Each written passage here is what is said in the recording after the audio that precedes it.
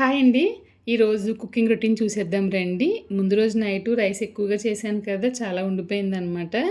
ఇంకా అందుకని పిల్లలకి లంచ్ బాక్స్ కోసం చింతపండు పులిహోర అయితే చేస్తున్నానండి. మళ్ళీ రాత్రి అన్నం కదా పెట్టేశారని చెప్పి అనొద్దు. రైస్ అయితే అస్సలు పాడవదనమాట. మధ్యాహ్నం 12:30కి లంచ్ బ్రేక్. అప్పటి వరకు బానే ఉంటుంది. ఇంకా ఆయిల్‌లో అయితే పోపు దినుసులన్నీ వేసేసి బాగా ఫ్రై చేసిన తర్వాత చింతపండు గుజ్జు అయితే వేస్తున్నానండి. కొంచెంగా ఉప్పు, పసుపు, ఇంగువ వేసి ఆయిల్ అనేది పైకి వచ్చే వరకు బాగా ఫ్రై చేయాలన్నమాట. ఆయిల్ సెపరేట్ అయిన తర్వాత పులుసు గట్టిగా అవుతుంది కదా! కొంచెంగా షుగర్ కూడా వేసేసి రైస్‌ని అయితే ఇందులో వేసేస్తున్నాను. ముందే వేరుశనగలు వేపేసి ఉంచాను కదా! అది కూడా వేసేసి బాగా కలిపేసి మూత పెట్టి తక్కువ మంటలో ఒక 2 నిమిషాలు ఉంచేసామంటే పర్ఫెక్ట్‌గా పులిహోర తయారైపోతుందండి. ఉదయం అయితే పాలే చాలన్నారని చెప్పేసి పాలు బాటిల్‌లో వేసి పట్టుకెళ్ళిపోయింది పాప అయితేను.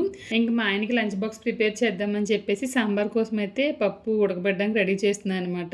ఇంకా పప్పు స్టవ్‌లో పెట్టేసిన తర్వాత మా ఆయన వచ్చి లంచ్ వద్దు నాకు బయటికెళ్ళే పని ఉందని చెప్పి అన్నారు. ఇంక పులిహోర ఎక్కువగానే కలిపాను కాబట్టి మేమిద్దరం మార్నింగ్ బ్రేక్‌ఫాస్ట్ కింద అదే తినేసామండి. ఇంక ఇంట్లో అన్ని పనులు అయ్యేటప్పటికి నాకు మధ్యాహ్నం కరెక్ట్‌గా 2:20 అయిందనమాట. వంట చేయాలి కానీ చాలా బద్ధకంగా ఉంది. ప్లస్ చాలా బ్యాక్ పెయిన్ అనమాట. సరే వంట చేసేద్దాము పిల్లలు వేరే స్కూల్ నుంచి వచ్చేస్తారు కదా! అని చెప్పేసి కిచెన్‌లోకొచ్చాను.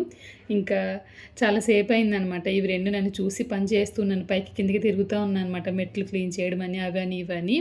ఇంక చాలా సేపు చూడలేదు కదా! అందుకని చెప్పి వీటికి నా మీద బెంగొచ్చేసింది. వెంటనే నేను కిచెన్‌లోకి రాగానే లూనా ఒక పక్కన, ఓరియో పక్కన వచ్చేసి నాతో ఆడుకోమని చెప్పేసి అవి సైగలు చేస్తూ ఉన్నాయన్నమాట.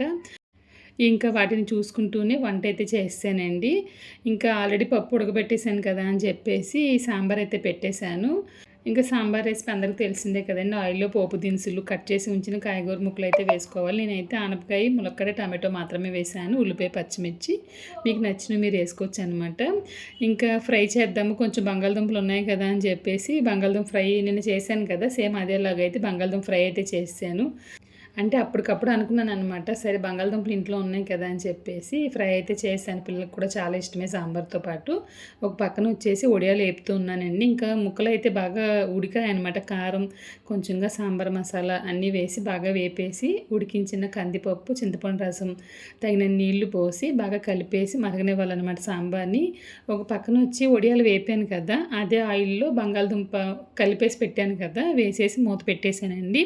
మనం ఏమీ చేయాల్సిన అవసరం లేదనమాట. బంగాళదుంప ఫ్రై అయితే చాలా పర్ఫెక్ట్‌గా అయితే ఉడికిపోతుంది. కడాయికి కూడా కొంచెం కూడా అంటుకోదండి. ఇంకా రైస్ కూడా తయారైపోయిందనమాట. సాంబార్ కూడా అయిపోయింది. ఇంక వంట అయ్యేటప్పటికి మధ్యాహ్నం 3:25 అయిందనమాట. ఇంకా ఒక్క 5 నిమిషాలు రెస్ట్ తీసుకుని వేడి వేడిగా అయితే అన్నం పెట్టుకుని సాంబార్ వేసుకుని నేనైతే భోంచేసేసానండి. ఇంక ఈరోజు ఇదే మినీ వ్లాగ్. రేపటి మినీ వ్లాగ్‌లో మళ్ళీ కలుద్దాం. Thank you.